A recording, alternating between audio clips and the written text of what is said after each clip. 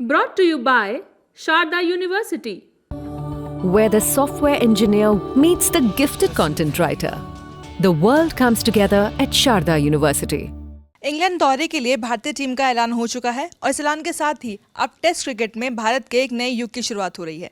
मेरे साथी रविराज बताएंगे कि टीम ऐलान में क्या क्या प्रमुख बातें थी। जी रिया, सबसे पहले तो जिस चीज़ का बेसब्री से फैंस इंतजार कर रहे थे कि टीम इंडिया का अगला टेस्ट पे कैप्टन कौन होने वाला है, तो ये क्लियर कर दिया गया है अजीत अगरकर के द्वारा कि शुभमन गिल टीम इंडिया के नए कप्तान होंगे। ऋषभ पंत को उप कप्तान बनाया गया है। इसमें ये क्वेश्चंस आए कि जसप्रीत बुमराह को क्यों नहीं कंसिडर किया गया, तो अजीत अगरकर ने साफ कर दिया है कि टेस्ट सीरीज़ में मतलब वो पूरे 5 मैच खेलने की स्थिति में अभी ऐसा लग रहा है कि वो नहीं है। और दूसरी चीज़ कि मतलब जब वो पूरी फिटनेस अभी हासिल नहीं कर पाए हैं, तो फिर उनका ये कहना था कि भाई हम आगे के लिए देख रहे हैं। सबसे पहले तो मैं आपको टीम बता दूं कि जो तो इसमें 15 की जगह 16 नाम लेके जा रहे हैं, क्योंकि इंग्लैंड का दौरा है, लंबा दौरा है।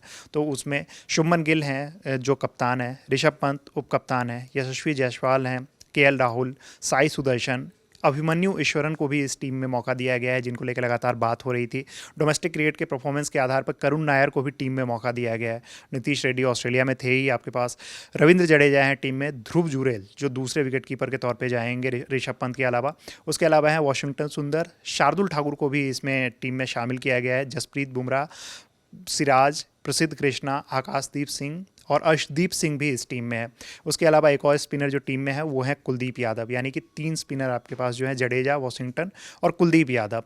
और पेसर्स आप देख लो तो आपके पास शार्दुल ठाकुर हैं, बुमराह है, सिराज है, प्रसिद्ध कृष्णा है और आकाशदीप सिंह है। अगर आप इनको कंसिडर करते हो नीतीश रेड्डी को एज एन ऑलराउंडर, तो एक ऑप्शन आपके पास वो भी हो जाते हैं। इस टीम में जो एक नाम जिनको लेके सोशल मीडिया पर काफ़ी चर्चा स्टार्ट हो गई है वो है सरफराज खान। सरफराज खान को इस टीम में मौका नहीं दिया गया है। ऑस्ट्रेलिया में भी वो गए थे तो उन्हें टेस्ट मैच खेलने को नहीं मिला था, लेकिन यहाँ पे उनको मौका नहीं दिया गया है।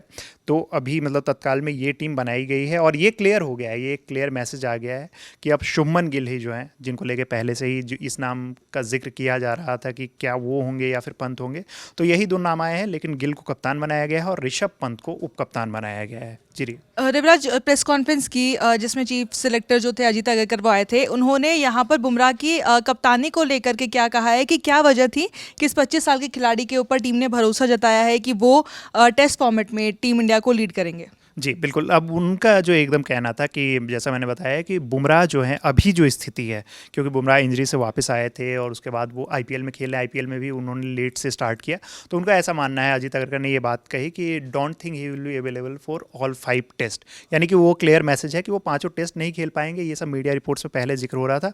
हो सकता है कि वो 3 मैच खेले, 4 मैच खेले, 3 मैच जो अभी तक मतलब ये अनुमान लगाया जा रहा है कि बुमराह जो है वो 3 मैच खेल सकते हैं। और उसके अलावा जो है उन्होंने कहा है कि उसके बाद देखेंगे कि सीरीज़ किस तरीके से जाती है, उस हिसाब से हम लोग वर्कलोड बैलेंस करेंगे। जो वर्कलोड बैलेंस की लगातार बात हो रही है, अगर उन्होंने ये भी कहा कि अगर वो 3-4 टेस्ट के लिए भी हमारे लिए अगर फिट रहते हैं, अगर वो 3-4 टेस्ट मैच भी खेल ले रहे हैं इस सीरीज़ में, तो हमारे लिए वो एक बड़े एसेट साबित हो सकते हैं। तो इसीलिए आप देखोगे ना कि टीम में एक एक्स्ट्रा पेसर आपको नज़र आ रहा है कि वो एक एक्स्ट्रा पेसर लेके जा रहे हैं। हाँ, या तो आप आकाशदीप को लेके जाते या फिर अर्शदीप को लेके जाते, क्योंकि शार्दुल ठाकुर जो है वो आपको वहाँ की कंडीशन के हिसाब से, शार्दुल ठाकुर को जो भी क्रिकेट एक्सपर्ट है वो कह रहे थे कि शार्दुल ठाकुर जाएंगे, क्योंकि वो बैटिंग भी करते हैं और उनकी बॉल स्विंग करती है वहाँ पे, तो वो इस हिसाब से उनको लेके जाया गया है। तो ये वजह तो रही कि बुमराह को क्यों कप्तानी नहीं मिली है या फिर उनको उप कप्तानी का रोल भी क्यों नहीं दिया गया, क्योंकि हमने देखा था ऑस्ट्रेलिया की सीरीज़ में 4 मैच उन्होंने खेले और 5वें मैच में वो पूरा मैच भी नहीं खेल पाए थे और 10 ओवर के बाद ही वो बाहर चले गए थे। इस प्रेस कॉन्फ्रेंस में एक और अहम सवाल का जवाब दिया गया जो कि विराट कोहली के संन्यास से जुड़ा हुआ था। अगरकर से पूछा गया कि विराट कोहली ने जिस तरह से संन्यास लिया उसके पीछे की क्या वजह थी, क्या सिलेक्टर्स को पता था, तो अजीत अगरकर ने इस सवाल के जवाब में क्या कहा? जी बिल्कुल, विराट कोहली को लेके बात आई कि अचानक से, क्योंकि पहले रोहित शर्मा के रिटायरमेंट हुआ था, उसके कुछ दिन बाद ही विराट कोहली का रिटायरमेंट हुआ, तो ये लगातार सवाल उठने लगे थे कि विराट कोहली अचानक से, और मतलब सब कुछ ठीक चल रहा था, तो विराट ने अचानक से रिटायरमेंट क्यों अनाउंस कर दिया।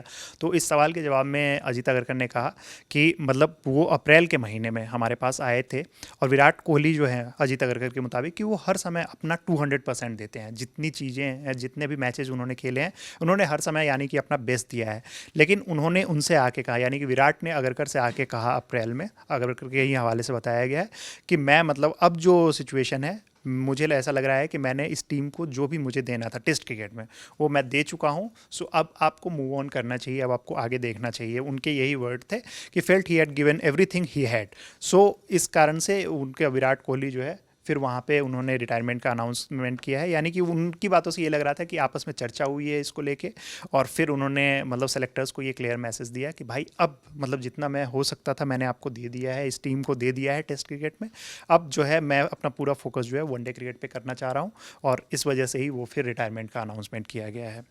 इस प्रेस कॉन्फ्रेंस के साथ तमाम सवालों के जवाब मिल चुके हैं जो कि लगातार पिछले कई दिनों से जिनको लेकर के चर्चा हो रही थी कि टीम का कप्तान कौन होगा, उप कप्तान कौन होगा, विराट कोहली ने संन्यास क्यों लिया, रोहित शर्मा को क्यों इस तरीके से बाहर किया गया है। बहुत सारी चीज़ें थी जिनको लेकर सवाल थे, लेकिन अगरकर ने सभी चीज़ों के बड़े विस्तार से जवाब दे दिया है, टीम का ऐलान कर दिया। जी रिया, एक और चीज़ कि एक दो नाम है जिस पे लगातार मतलब चर्चा हो रही है, जैसे शमी को लेके कि लोग मतलब ये चर्चा अभी हो रही है सोशल मीडिया पे कि शमी क्यों नहीं गए। एक दिन पहले भी मतलब ऐसी मीडिया रिपोर्ट्स आई थी, हमने भी कॉपी वीडियोस किए थे कि शमी को लेके इनसे सवाल पूछा गया कि भाई शमी क्यों नहीं है इस टीम में। तो उन्होंने बताया कि अभी जो है वो इंजरी मतलब जो उनकी बॉडी है, जिस तरीके का उनका फिटनेस है, वो 5 मैच खेलने के आसपास भी नहीं है। मतलब उनका ये था कि वो अभी बिल्कुल भी फिट नहीं है कि वो टेस्ट क्रिकेट खेल पाए। तो इस वजह से ही शमी को इस टीम में मौका नहीं दिया गया है। उनके मुताबिक कि उन्हें पिछले कुछ मतलब जो हफ्ते हैं उसमें उन्हें सेटबैक मतलब कि यानी कि वो हल्की सी इंजरी है, उनका MRI हुआ है, और इस कारण से उन्हें लगा कि ये 5 मैच मतलब यानी कि सेलेक्टर्स ने देखा, पूरा असेसमेंट हुआ उसमें, और उन्होंने देखा कि ये जो है मतलब वो अभी टेस्ट क्रिकेट में 5 मैच खेलने के लिए, और ये एक टूर जो है वो बहुत ही इंपॉर्टेंट रहने वाली है। तो इस वजह से शमी के नाम पे कंसिडर नहीं किया गया। उनका वर्कलोड जो है वो देखते हुए मेडिकल गाय से मतलब जो भी वहाँ पे मेडिकल टीम थी उनसे कंसिडर किया गया, उनसे पूछा गया कि ये क्या कंडीशन लग रही है। तो सबके मतलब असेसमेंट के बाद अजीत अगरकर ने ऐसा कहा कि उसके बाद फिर ये फैसला लिया गया है कि शमी को इस सीरीज़ के लिए यानी कि टेस्ट क्रिकेट में अभी नहीं देखा जा रहा है। ओपनर्स को लेकर भी उन्होंने बताया कि मतलब शुभमन गिल को मतलब ये दोनों मिलके गौतम गंभीर और शुभमन गिल पे उन्होंने छोड़ दिया है कि वो टेस्ट मैच के हिसाब से जो है वो देखेंगे कि वहाँ जाने के बाद कि किसे ओपनर बनाया जा सकता है, क्योंकि लगातार सवाल उठ रहे हैं यशस्वी ओपनर होंगे, KL राहुल ओपनर होंगे, शुभमन गिल आपके पास हैं, तो इतने सारे आप साई सुदर्शन लगातार आप देख रहे हो कि वाइट बॉल क्रिकेट में वो अच्छा कर रहे हैं, तो और इंग्लैंड में भी उनको डोमेस्टिक खेलने का अनुभव है। तो ये सब नाम चर्चा में है, लेकिन उन्होंने छोड़ दिया कप्तान और कोच पे कि आप वहाँ जाओ, आप वहाँ की कंडीशन देखो और फिर आप डिसाइड करो कि किन्हें ओपनर बनाना है। जी रिया, यानी कि सिलेक्टर्स का काम हो चुका है और सब कुछ कोच और कप्तान के ऊपर है कि इंग्लैंड की सीरीज़ में क्या प्लेइंग 11 होगी, क्या संयोजन होगा, कौन किस नंबर पर उतरेगा। इन सब सवालों के जवाब इंग्लैंड दौरे पर ही मिलेंगे। लेकिन फिलहाल के लिए इस वीडियो में इतना ही। आप देखते रहिए ललन टॉप स्पोर्ट्स।